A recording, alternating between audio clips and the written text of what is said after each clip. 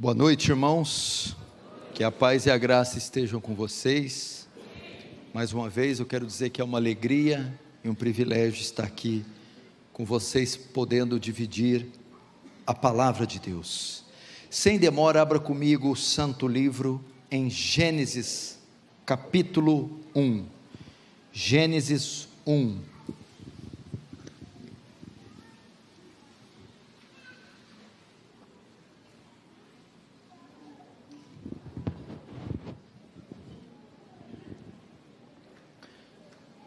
Verso 26, diz assim: Também disse Deus: façamos o homem à nossa imagem, conforme a nossa semelhança. Mais uma vez, façamos o homem à nossa imagem, conforme a nossa semelhança. Até aí, feche os olhos para mais uma oração. Pai Santo, mais uma vez recorremos a Ti e a Tua graça, cônscios da nossa pequenez, da nossa miserabilidade e da nossa urgente dependência de graça de Ti. Deus, em um tempo de tanta retórica, palestras, manifesta Seu poder aqui, Senhor, com graça, salvando, perdoando, livrando, consolando. Que o Teu reino avance, que o Senhor faça-nos conforme a imagem do Seu Filho e receba glória para Si, em nome de Jesus, amém. Preste atenção aqui, irmãos. Você sabe que há 2000 anos atrás, Deus, em sua infinita sabedoria, poder, glória, graça, transcendência, imutabilidade, infinitude, imensidão, imaterialidade, soberania, Ele resolveu entrar na terra. Esse foi o fato mais marcante da história da humanidade. Deus entra no espaço e no tempo, quando se encarnou na pessoa do seu Filho. João capítulo 1 diz: no princípio era o Verbo estava com Deus, e o Verbo era Deus. Verso 14, e o Verbo se fez carne. Deus se vestiu de músculos, se vestiu de pele, de ossos, de nervos, se tornou como um de nós. Ele sentiu dores, ele sofreu, ele chorou, ele teve fome, ele sentiu medo, ele se tornou como um de nós. Deus entrou na terra. Agora, a proposta da minha mensagem é: como Deus fez isso? Como Deus entrou na terra? E através dessa mensagem nós vamos trafegar um pouco sobre a cristologia, a doutrina de Cristo, a doutrina do ser de Cristo. E para entendermos como Ele entrou na terra, precisamos saber um pouco sobre criação e queda. Criação e queda. Sem você entender a criação e a queda, você não entenderá a razão de Deus ter entrado na terra, ou de Cristo se fazer carne. O livro de Gênesis narra a criação de todo o universo, a origem de toda a criação. Você sabe que Deus cria o mundo todo em 6 dias. Ele cria a luz, cria o firmamento, os mares, os animais, e no último dia Ele cria a sua obra-prima, o que os teólogos chamam a coroa da sua criação. Ele faz o homem, Ele cria o homem, e como Ele o cria? A sua imagem e sua semelhança. O que isso significa? Para sabermos o que isso significa, temos que voltar um pouquinho no estudo dos atributos de Deus, a teontologia. Theos, Deus, Logos, o estudo do ser de Deus. E no estudo do ser de Deus, dos atributos de Deus, há duas categorias de atributos: atributos incomunicáveis e atributos comunicáveis. O que são atributos incomunicáveis? Atributos que só Deus tem e não comunica a ninguém: onipotência, onisciência, onipresença, transcendência, infinitude, eternidade, só Deus tem. Segunda categoria, atributos comunicáveis: Deus possui e comunica às suas criaturas: bondade, amor, justiça, santidade, misericórdia. Então, quando Deus faz o homem sua imagem e semelhança, significa que Ele comunica esses atributos. Um Deus bom cria seres bons, um Deus justo cria seres justos, um Deus santo cria seres santos. Mas existe outro atributo de Deus, é a sua pessoalidade. O que é isso? É ser pessoa. Deus é pessoa. O que é ser pessoa? É ter razão, é ter vontade e ter emoções. Deus pensa, Deus faz escolhas, Deus sente. E o que isso implica? Qual a implicação de Deus possuir esse atributo, a sua pessoalidade? Ser pessoa significa ser relacionável. Deus, um ser pessoal, cria seres pessoais com a intenção de se relacionar com eles. Por isso Ele faz o homem a sua imagem e semelhança, para se relacionar. Então Deus vinha ter com o homem na viração do dia. Na viração do dia Ele tinha comunhão com o homem. O homem tinha acesso direto a Deus.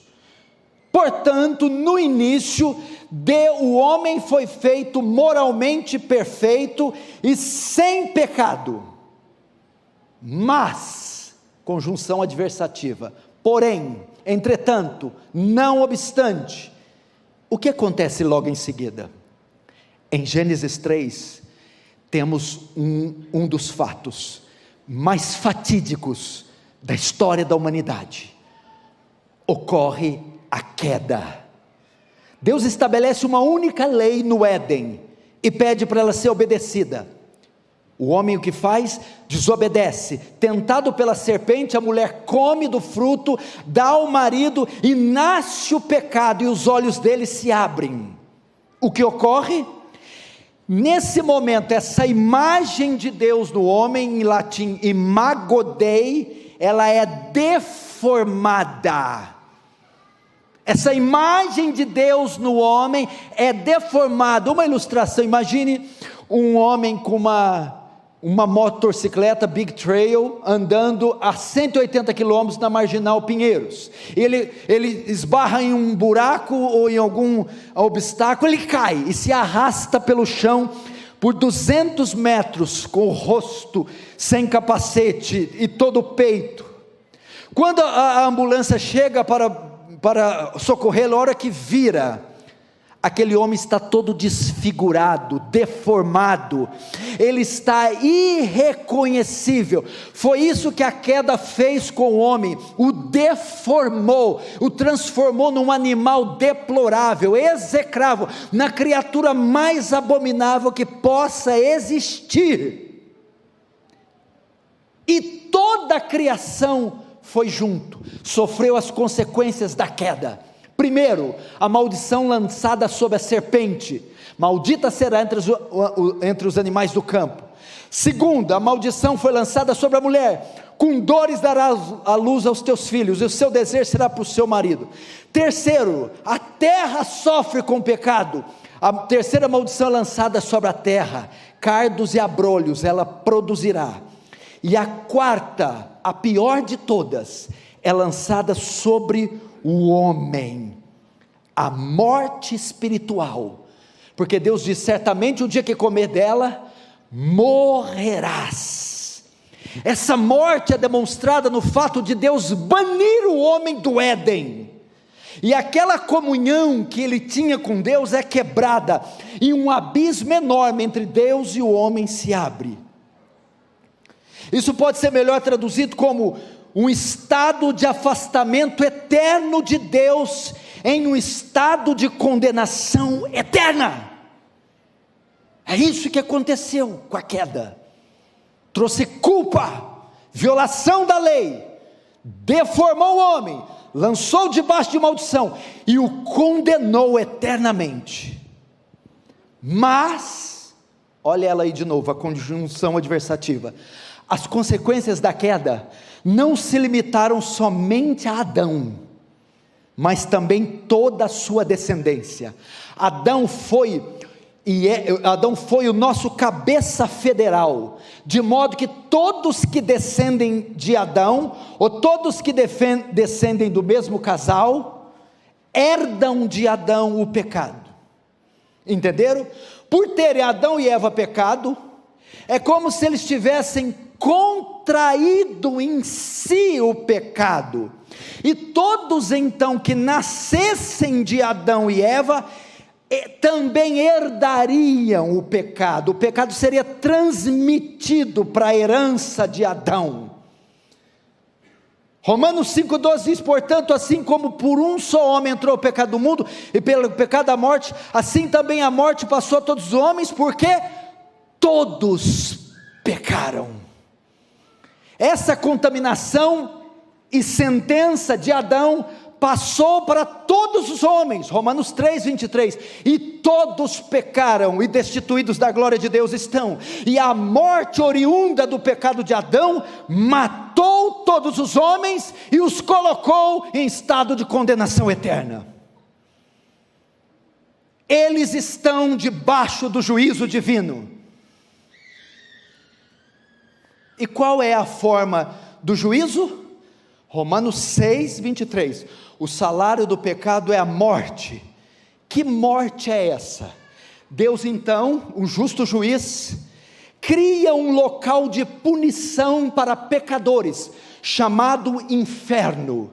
Existem 4 palavras para inferno: Sheol, que é mundo dos mortos, Sheol, Hades, Guiena e Tártaros. Sheol é o nome hebraico para sepultura, mundo dos mortos, inferno.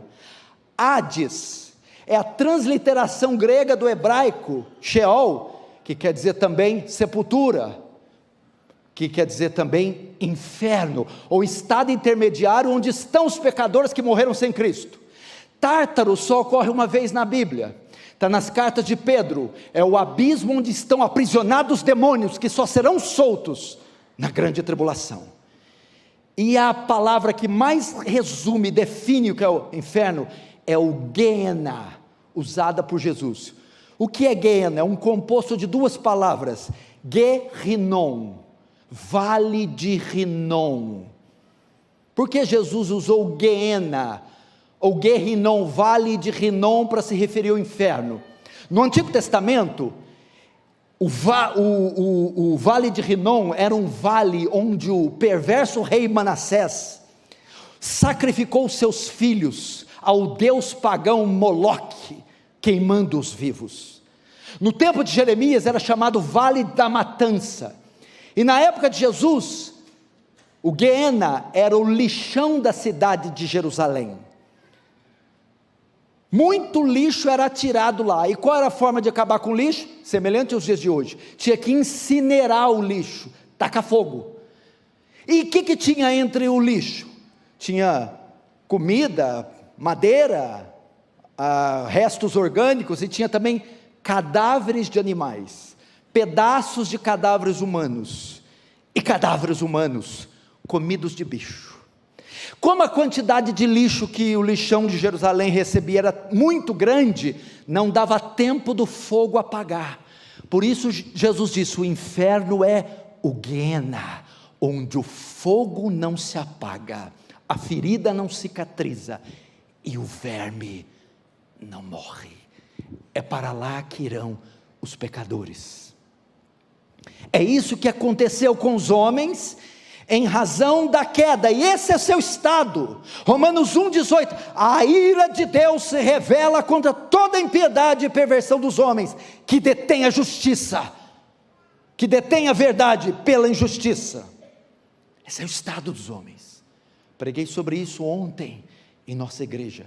Apocalipse 20, 11 em diante. O juízo final. Esse é o estado dos homens. Entretanto, outra conjunção adversativa. Mas, esse Deus, eu estou pregando como Deus entrou na terra. Entretanto, esse Deus que é justiça, que ao culpado não tem por inocente, também é misericórdia, também é graça, também é amor. E no seu amor ele cria um plano de salvação. Na sua misericórdia, Deus deseja livrar os homens desse estado, e para isso ele intenta um plano. Nesse sentido, a única maneira desse plano ser executado era através do seu Filho. Somente o seu Filho Jesus poderia nos salvar. Então Deus dá uma missão ao seu Filho e diz: Filho, se essa geração de pecadores, se esse lote de pecadores for salvos, só pode ser salvos por você. Mas para eles serem salvos, você terá que descer à terra, terá que deixar o céu, sua glória e majestade, e ir até a terra, a fim de salvá-los. Ok, pai, tudo bem. Entretanto, para o plano ser eficaz, meu filho, só descer não é suficiente. Como? E sim, o como descer. Filho, você terá que descer como um homem, você terá que se fazer como um deles, você terá que se tornar carne. Mas não acabou não. Só que para se fazer homem, ele não poderia simplesmente: tudo bem, pai, me transforme num homem, então me transforme num homem, eu desço. Não, ele teria, para se fazer homem, para entrar na terra, se sujeitar a todos os processos naturais que nós nos sujeitamos para vir à vida. Ele teria que nascer de uma mulher, ele teria que ser gestado em uma barriga 9 meses. Gênesis 3,15, porém inimizade entre ti e a mulher, entre a tua descendência e o teu descendente. Gênesis 3,15 nós temos o proto-evangelho, a promessa da redenção. Gênesis 3 temos a queda. No verso 15 Deus mostra parte do seu plano, enviar seu filho, como? Da semente de Eva, ou seja, Jesus teria que vir da semente de uma mulher, teria que nascer. Para o plano dar certo, o divino teria que se tornar humano. Você acha que é pouca coisa a nossa fé? Abre o Alcorão aí, abre o Evangelho de Allan Kardec, bota qualquer historinha dessa aí para ver se pega com o que eu estou falando. Jesus teria que se tornar humano. Agora, Pedro fala para sabermos responder a razão da nossa fé. Por quê? Que o divino teria que se tornar humano. Por quê? Jesus teria que nascer. Primeiro, para obedecer a Deus de forma representativa. Para que ele obedecesse a Deus no nosso lugar. A obediência representativa. Ele obedece, cumpre a lei, cumpre a justiça de Deus e nos dá ela. Ele nos representa. Ninguém aqui pode cumprir a lei. Ninguém aqui pode, porque a Bíblia diz: quem desprezar um tio ou um jota da lei será chamado mínimo. Jesus vem para obedecer toda a lei, sem transgredir uma vez só. Espera aí, você ainda não está entendendo, né? Vou te explicar por que ele teve que nascer. Veja só, não é inocência que te leva para o céu, não. Se Jesus tivesse só morrido e tirado os seus pecados, no máximo você não poderia ir para o inferno, mas para o céu você não ia entrar, porque inocência não leva para o céu, e sim justiça, mérito. Por que Cristo nasceu? Porque Ele obedece toda a lei, e recebe o mérito por isso, se torna justo, e ao nascer e se fazer carne, pega este mérito e coloca na nossa conta, doutrina da imputação. Na cruz, Jesus imputa a sua justiça, seus méritos em nós. Então eu entro no céu, não com a minha justiça, mas com a justiça de Cristo. Isso só foi possível no seu nascimento, em ser nosso representante. Segundo, por que Jesus teve que nascer? Para ser um sacrifício substitutivo. Escute, se justiça te coloca no céu, pecado te coloca no inferno. Se todos pecarem, o salário do pecado é a morte, todos então teriam que morrer, teriam que ser condenados. Se Cristo não tivesse sido feito homem, Ele não poderia ter morrido em nosso lugar, e assim pagar a penalidade dos nossos pecados. Então o que acontece na cruz?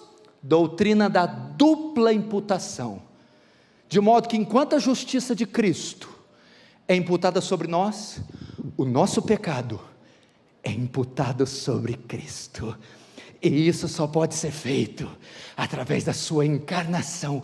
Por isso Ele teve que nascer. 2 Coríntios 5:21, aquele que não conheceu o pecado, Ele o fez pecado por nós. Como estão entendendo, diz amém. Terceiro, por que Cristo teve que nascer? Para ser nosso único mediador entre Deus e os homens. Nós estávamos afastados de Deus, anjos foram colocados com espada de fogo no jardim, fomos banidos, havia um muro entre nós e Deus, um abismo que nos separava de Deus, necessitávamos de alguém que nos ligasse, nos juntasse novamente a Deus, e que nos representasse diante dEle. Mas Ele necessitaria ser, veja só, 1 Timóteo 2,5, porque só há um mediador entre Deus e os homens, Jesus Cristo o homem. E o mediador que nós precisávamos, responsável por fazer essa mediação, tinha que ser homem, e tinha que ser um homem sem pecado, um homem perfeito. Só que um homem perfeito e sem pecado não existe na terra, não há uma categoria assim. Por isso Ele teve que descer do céu e se fazer homem, para fazer a mediação entre nós e Deus, para derrubar o muro que nos separava de Deus. Jesus. Vejamos algumas provas da humanidade de Cristo. É importante a doutrina da humanidade de Cristo, porque alguns hereges do primeiro século negavam a humanidade. Os gnósticos, eles criam no docetismo. Os gnósticos e o primeiro século criam num dualismo grego, que a matéria é má e só o espírito é bom. Se Deus é bom, Deus só tem espírito, Deus não tem corpo, Deus não tem carne, Deus não nasceu, Deus não é homem. Então os gnósticos negavam uma das naturezas, a humana. Só que se eliminarmos uma das duas naturezas, estamos perdidos, porque a expiação do pecado só poderia ser feita por outro homem. Por isso Jesus teve que nascer. Vamos ver algumas provas da humanidade? Rapidamente. Em Lucas 2,7, ele nasceu como qualquer homem nasce. Em João 4,6, ele ficou cansado da viagem, como todos nós. Em João 19,28, teve sede. Sede é um atributo humano. Em Mateus 4,2, teve fome. E agora, o auge, o ápice, o zênite da sua humanidade. A maior prova que Jesus era homem, está em Lucas 23:46. Ele morreu. Só homens morrem, Deus não morre. Portanto,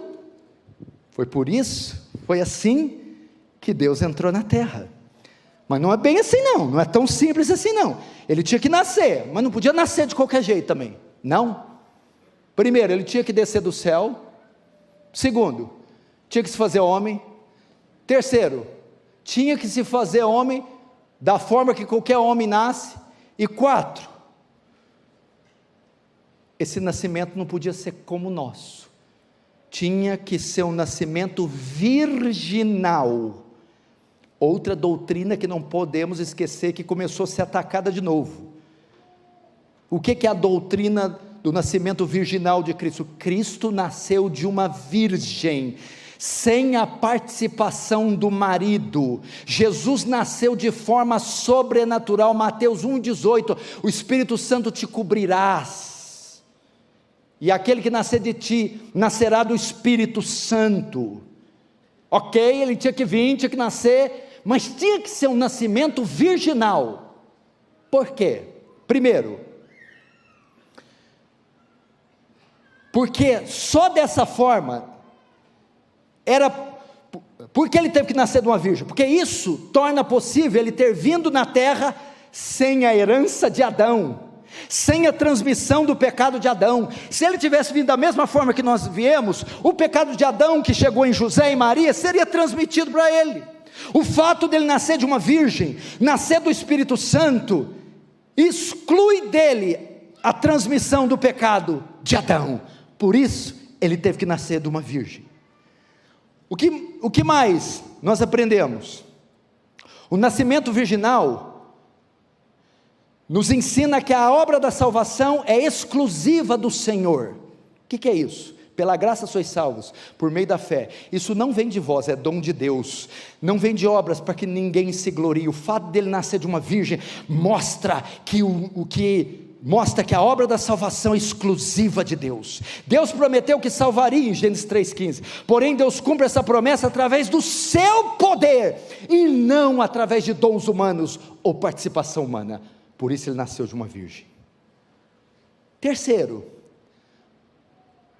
o nascimento virginal, porque ele nasceu de uma virgem, foi a única forma de ocorrer a união das duas naturezas, a união da divindade com a humanidade em uma só pessoa. Isto é Cristo. Ser Cristo é isso. Cristo não é só Deus, e Cristo não é só homem. Cristo é Deus e homem na mesma pessoa. Para vir na terra, ele tinha que se tornar homem sem deixar de ser Deus. Cristo já era divino, agora precisava ser humano sem deixar de ser divino. E como isso foi possível? Através do nascimento virginal.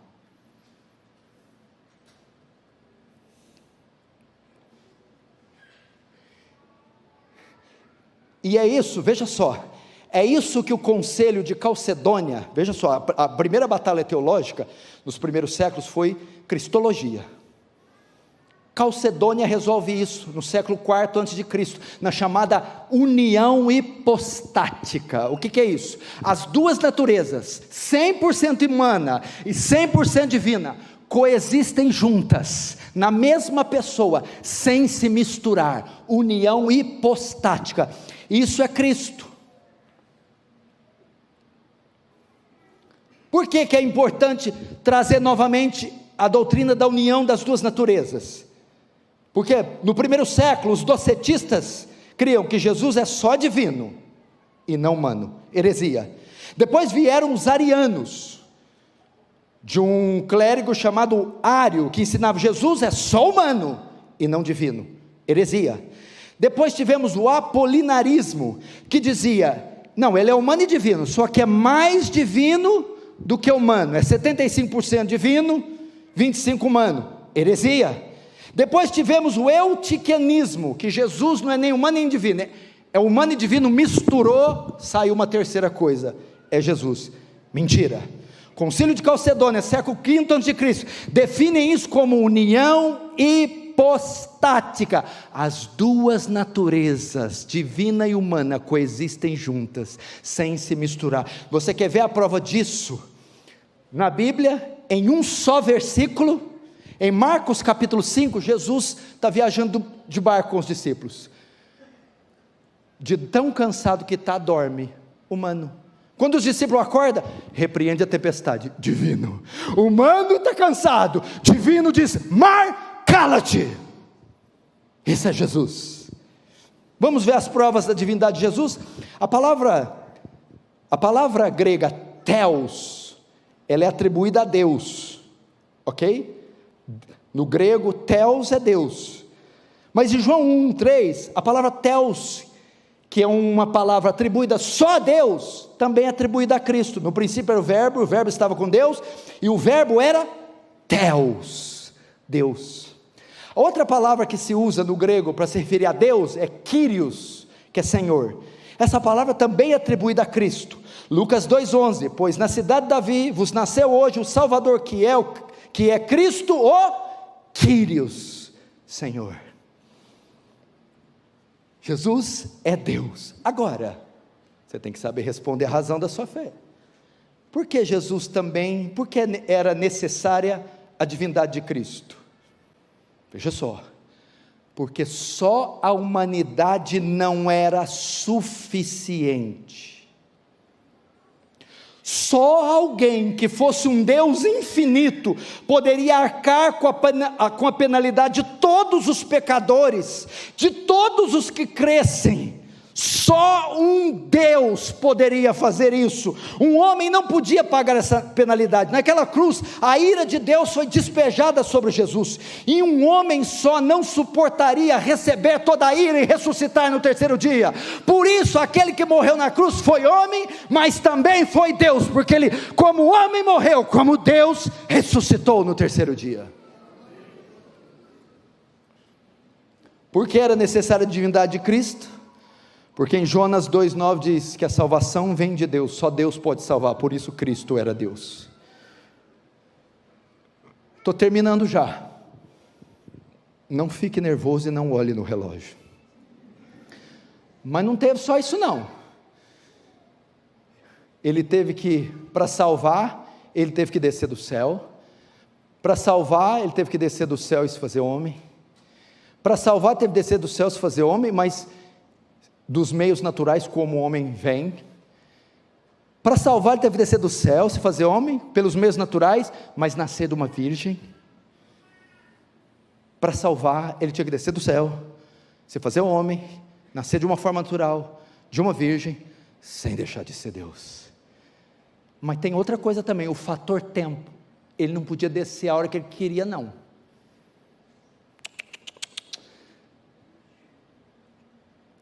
Você já se perguntou, por que Jesus não veio logo após Adão ter pecado? Vinha ali em Noé, em Gênesis 6, evitava muito problema, né? Ou no máximo Abraão, tá bom, pecou, Isaac, tá bom, Abraão, Jesus voltou. Por que ele teve que esperar 4.000 anos? Podia ser Abraão, Isaac, Jacó e Jesus. Olha que beleza, nem ia ter Pinheiros, Arival, já tinha livrado tudo isso aqui. Porque ele demorou 4.000 anos, escute isso aqui, por que demoraram 4.000 anos para o verbo se fazer carne? Por que ele não nasceu semana passada? Por que não foi um século após a queda? Por que não foi 1.000 anos atrás em vez de 2.000? Por que não foi daqui 500? Presta atenção, Gálatas 4:4 responde: vindo porém a plenitude do tempo, Deus enviou seu Filho, nascido de mulher, nascido sobre a lei, para resgatar os que estavam sobre a lei, a fim de que recebêssemos a adoção de filho. Vindo porém a plenitude do tempo, esse texto mostra que Cristo veio ao mundo, que ele se encarnou no tempo exato, não poderia ser nem antes e nem depois de 2.000 anos atrás, ele veio no tempo exato. O que é isso? Presta atenção, Deus, ao longo das eras, preparou um tempo e um ambiente propício para o seu nascimento, de modo que a salvação se expandisse e favorecesse todo mundo. No primeiro século, quando Jesus nasceu, a Palestina já havia sido formada, ok? O que quer dizer isso? A Palestina ligava o Ocidente do Oriente, e todo mundo que ia para o Ocidente, passava pela Palestina. Era o local onde todo mundo tinha que trafegar, de modo que Jesus ter nascido ali, favorecia a salvação, tanto dos judeus, quanto dos gentios que passavam por lá. Então a questão geográfica, Jesus tinha que nascer ali onde ele nasceu, na bacia do Mediterrâneo, porque todo mundo antigo se concentrava ali e passava por ali. Então, para propiciar a salvação para todo mundo, Deus esperou aquele local ser formado e Jesus nascer lá. Segundo, a questão linguística. Deus estava esperando uma língua universal. Não tinha. Deus esperou o quê? Deus esperou o governo greco-macedônio de Alexandre o Grande, que helenizou o mundo. O que é helenizou? Fez a língua universal ser o grego. E o Senhor estava esperando a helenização do mundo. O grego passa a ser língua universal. O que se importa? Alguém sabe em que língua o Novo Testamento foi escrito? No que? No grego? Como é? No que? No grego. Assim, a palavra podia ser escrita e espalhada para todo mundo, porque boa parte do mundo lia grego. As missões, o evangelismo podia acontecer, a palavra de Deus podia ser difundida, porque agora temos uma língua universal. Deus esperou isso, por isso que ele nasceu 2000 anos atrás. Terceiro, o judaísmo. Eles foram cativos da Síria e de lá nunca voltaram. E na Babilônia, 70 anos. Ciro da Pérsia promulga um decreto dispensando os judeus para voltar.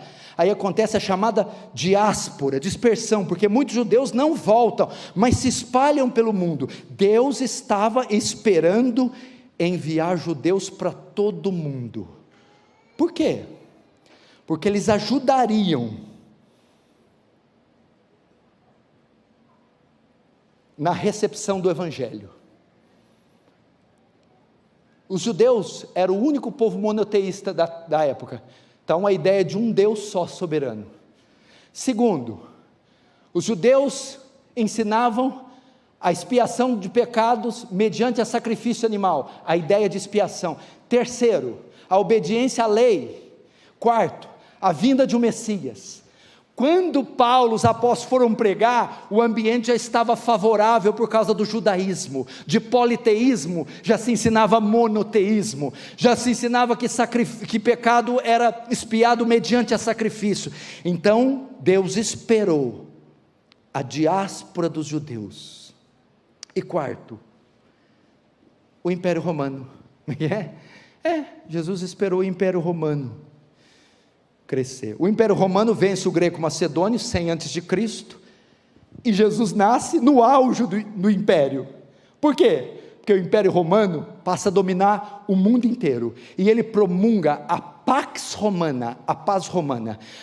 Naquela época o tráfico marítimo era muito perigoso, os navios eram saqueados por piratas, e as ruas, que até hoje tem na cidade de Roma, que Roma mandou fazer, eles colocavam guarnições, postos policiais com soldados romanos nas pistas e guarnições nos mares, favorecendo o tráfico marinho e o tráfico terrestre.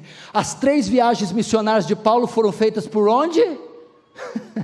Na bacia do Mediterrâneo. Ele ainda tinha a escolta do Império Romano, e nas ruas eram os salteadores e ladrões. Agora os missionários, evangelistas podiam trafegar, porque o Império Romano protegia eles. Tanto é que quando alguns missionários foram pregar na Inglaterra, já havia crentes lá. As missionárias, mas quem pregou o evangelho para vocês? Os soldados romanos, porque até eles foram convertidos com o evangelismo que a paz romana própria promulgava. Queridos irmãos, eu não tenho tempo para mais nada, se eu passar mais 1 minuto eu não volto aqui nunca mais.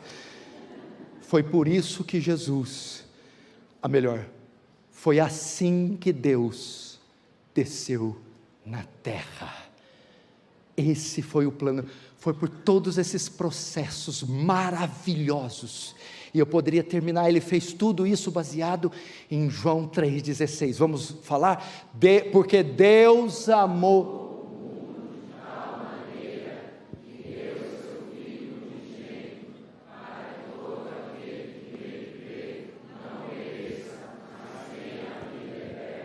Vamos orar, o louvor já vai vir, fecha os olhos.